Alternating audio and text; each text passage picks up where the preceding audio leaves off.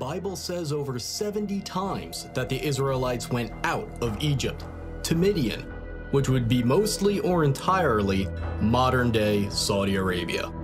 Is it true that there is very little evidence that the Exodus story happened, or have we actually just been looking in the wrong spot? While the theory of Moses and the Israelites being in Saudi Arabia is a relatively new theory to those of us in the outside world, it isn't new to the locals living there. We were frequently approached by Saudis eager to talk to Americans for the first time face to face. And one of the first things they would say with excitement was, "Did you know Moses was here? Let me show you where he and his people were."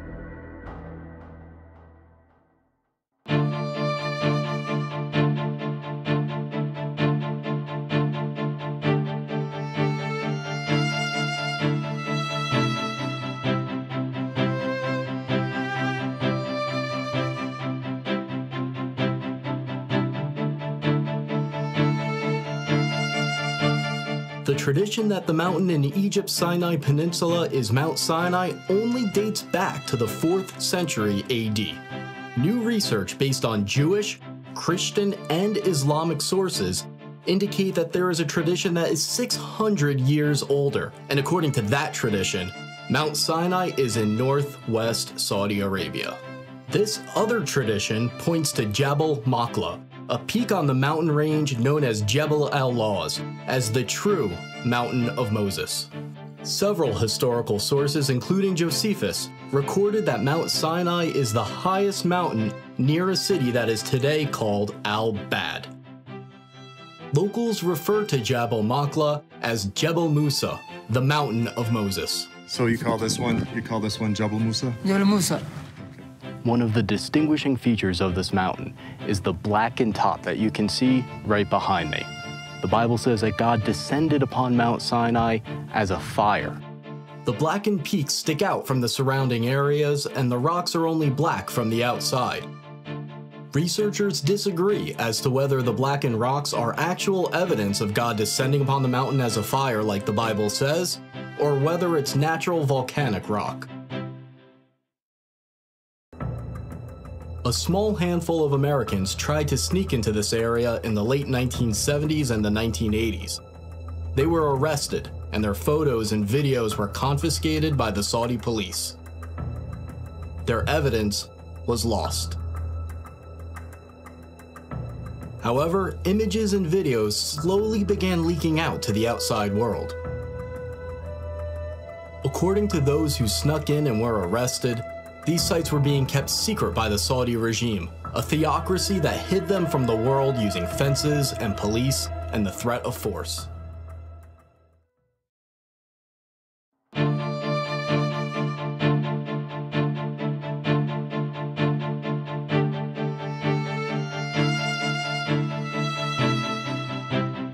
Moses flees Egypt after killing an Egyptian who he saw abusing one of the Hebrew slaves. He then escapes to Midian as a fugitive. In Midian, Moses sits by a well and he meets the daughters of Jethro who are getting water for his flock. Moses then marries one of his daughters. We are in the ancient land of Midian right now, near the town that locals describe as originally being the land of Jethro. When we visited this area, multiple Saudis approached us to tell us this is where Jethro and Moses resided. They excitedly pointed to an ancient well that is fenced off and marked as an archaeological site. The Saudis have long believed that this is the well where Moses met the daughters of Jethro, and Muslims from around the world come to see it.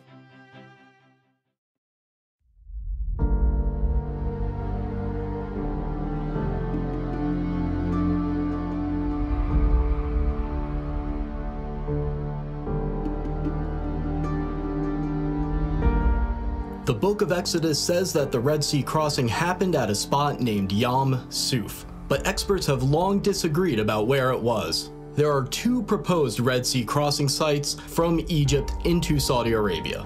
The first candidate is at the Straits of Tiran, at the bottom of Egypt's Sinai Peninsula. The second candidate is at Egypt's Nuweiba Beach. Dr. Glenn Fritz, who has a PhD in environmental geography, conducted a massive study of the land and all the historical references about where the crossing happened. he found only one exact match: Egypt's Nuweiba Beach. Nuweiba Beach is almost 5 miles long and 3 miles wide, providing enough room for the Israelite population to fit. Here, they'd be trapped with the mountains on both sides, the Red Sea in front of them, and Pharaoh's army right behind them. Amazingly, there is a path under the water from Egypt into Saudi Arabia. The path is not too steep. The Israelites could have easily walked across if the waters were parted. Underwater research by Dr. Leonard Moeller showed strange shapes in the coral, leading some to believe that the remains of Pharaoh's army are there. According to this theory, the coral wrapped around the debris from Pharaoh's army and retained the shape of the objects after they dissolved. When they brought a metal detector down to the coral anomalies, the readings were consistent with circular patterns of metal resembling the parts of chariots. We had planned to dive near the possible Red Sea crossing point because it's a public diving site with stores where you can go and rent diving equipment. But we weren't allowed to. The Saudi police showed up, and they stayed with us until we left.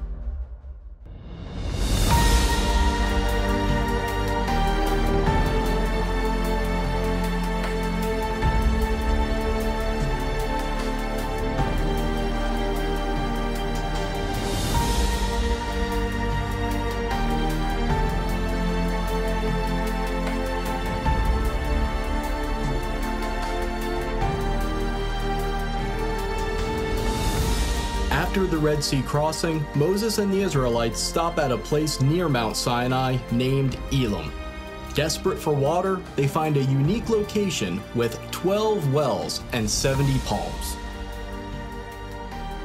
Along the path to the possible real Mount Sinai, there is a match for Elim with many palm trees and, to this day, 12 wells. Saudi locals pointed us to this location and specifically referred to it as Elim.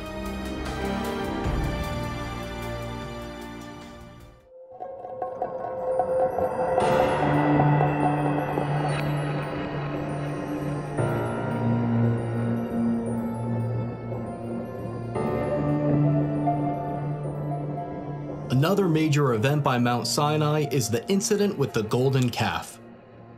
While Moses is up on Mount Sinai, some of his followers begin worshiping a golden calf. They place it up on a stand and begin worshiping around it, and they set up an altar in front of it. When Moses comes down from Mount Sinai, he destroys the golden calf and sprinkles its remains into the river that comes down from the mountain. Here, in front of the mountain, we have the remains of what may have been that golden calf worship site.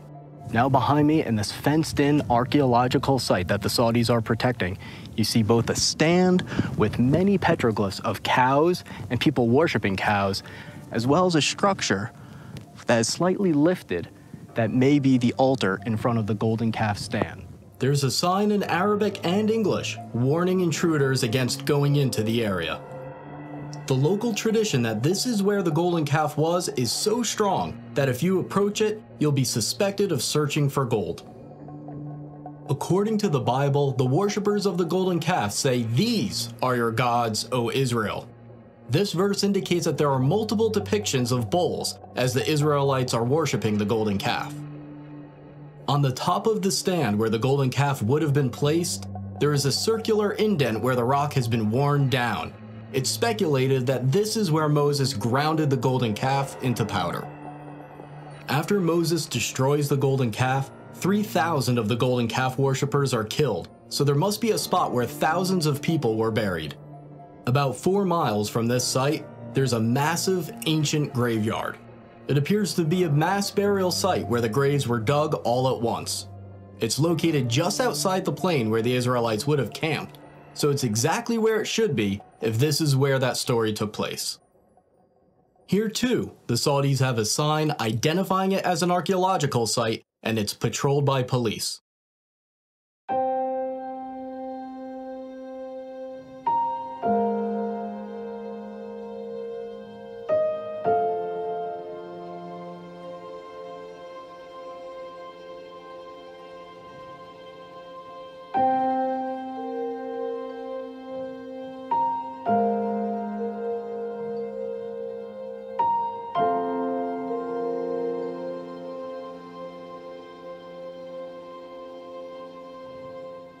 The book of Exodus says that Moses built an altar of uncut stone at the foot of Mount Sinai and also set up 12 pillars to symbolize the 12 tribes of Israel.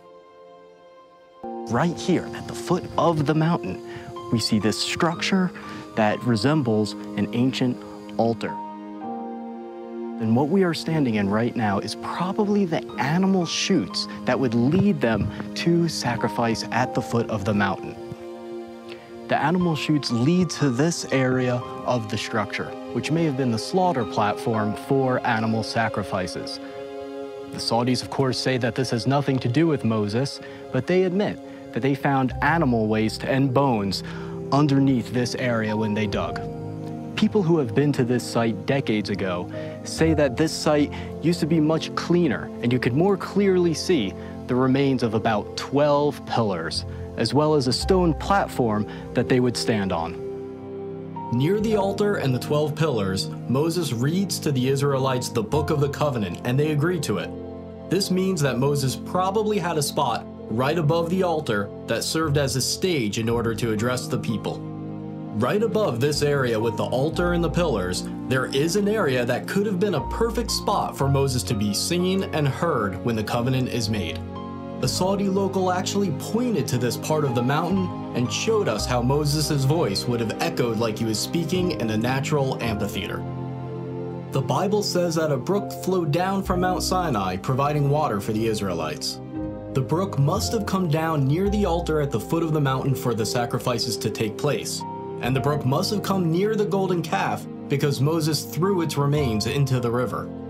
It's very easy to see where there was once a stream coming down from this mountain, where there's evidence of burnt sacrifices. It then ends up near the possible golden calf worship site. There's even evidence of wells around the area where a pool of water would have formed, proving that a large population once lived there. According to the Bible, the prophet Elijah travels to Mount Sinai, and once he gets there, he goes into a cave, and that's where he talks to God. The real Mount Sinai must therefore have a cave that is accessible, safe, and suitable for sleeping. This cave above the altar is about 15 feet high, 20 feet long, and 20 feet deep.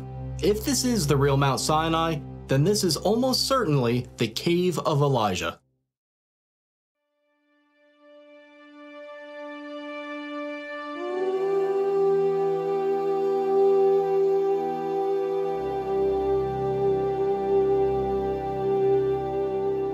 On the way to Mount Sinai, the Israelites camp where there's no water.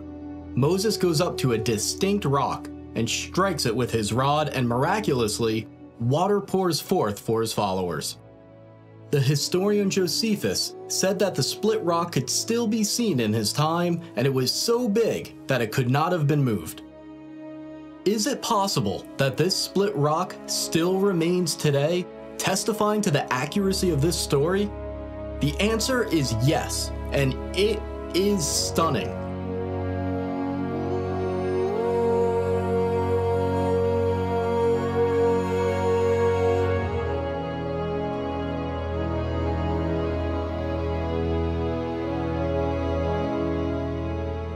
This split rock was first discovered by Jim and Penny Caldwell, an American couple that was working in Saudi Arabia in the early 1990s. The local Bedouins have long had two names for this area: the Water of Moses and the Split Rock of Moses. This split rock is on top of a 100-foot hill and is somewhere between 40 and 60 feet high. And what's really amazing about this specific location in the valley along the possible route to Mount Sinai is that the rocks underneath the split rock are smooth, as if tons and tons of water poured forth, forming a miniature lake at the bottom for the Israelites to drink from. If you have a relationship with a local, they'll tell you that this area is related to Moses, but the Bedouins that live here will try to keep you out. We saw this firsthand as we were chased out of the area. Okay, so we are flooring it. We're gonna see if this guy follows us. We heard 2 gunshots. This guy's like, doesn't really want to party.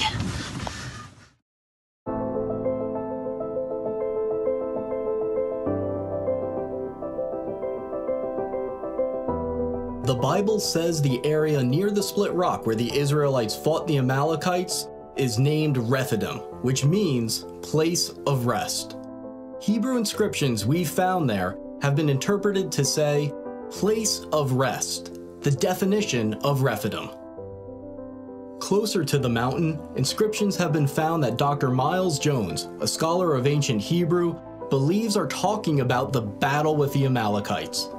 He says one of the inscriptions refers to the death of an Amalekite. Nearby, there are two inscriptions that Dr. Jones believes are marking where a Hebrew mother and daughter died. The Bible says that God told the Israelites that they possess the land wherever the soles of their feet touch. Near the split rock and near the mountain, there are many inscriptions with an image of a foot and a sandal. Next to the image, there is Proto-Hebrew writing that means the sole of the foot. We also found inscriptions that were translated and found to refer to Yahweh, the Hebrew name for God. There's another area near the mountain named Wadi Musa, or the Valley of Moses. Here, a depiction of a menorah was found, and it might be the oldest depiction of a menorah known today. Now, a new eyewitness has come forward to reveal that the Saudis have been hiding the evidence of the Exodus since at least World War II. This man was an American pilot who met the King of Saudi Arabia. Bob Cornuke was one of the first people to reach Jabal Maqla in the 1980s, and he recently interviewed that pilot and made the footage available for this video. It's an honor to meet you. Well, thank you. Our lives have intersected possibly in something very historic, and we're talking about where the real Mount Sinai is located. And I had no idea that someone as far back as World War II would have seen the mountain and had been told that the mountain was the holy mountain of Moses. Did any of the Muslims tell you that that was a holy mountain? Oh yes. I guess everybody in the military knew it was holy. Yeah. Well, they forbidden me to fly around it, and it was off limits that I'd be killed either by God or by maybe some of them, I don't know. And when I took off, I was half scared to death. You bet I flew around it. But it was different than the rest of the mountains because it was black on top? Oh, it was a blackish green. It was dark enough to be somewhat frightening. You don't know what I really believe. I think it's Mount Sinai. I think God let me fly around it. That's what I think. I think He let you and me both live. Why haven't we heard about this other candidate for Mount Sinai? Why has almost the entire focus been on the traditional site despite its lack of compelling evidence? Think about how many things line up with the biblical story right here at this mountain. There's a beach and path where the Red Sea crossing could have happened, matching the biblical account. You can see how the Israelites could have camped near Elim with its 12 wells and 70 palms. Along the way to Jabal Maqla, there's a split rock and area suitable for camping. There's a mountain referred to as the Mountain of Moses, with a large plain in front of it where millions of Israelites could have camped. You can see an altar of uncut stone at the foot of the mountain, where there's evidence of burnt sacrifices, right where it should be. There's evidence of bull worship, and you can see exactly how Moses would have seen the golden calf worship going on as he came down from the mountain. There's a brook that comes down from the mountain just like the Exodus story says. You can see right where the cave of Elijah might have been. All of these little details have to fit, and they fit. After I came back from the trip, people asked how I felt standing there where so few people have been able to, and the predictable feelings were easy to describe. The adrenaline, amazement, awe, but there was an emotion that was more difficult to describe. I didn't deserve to be there.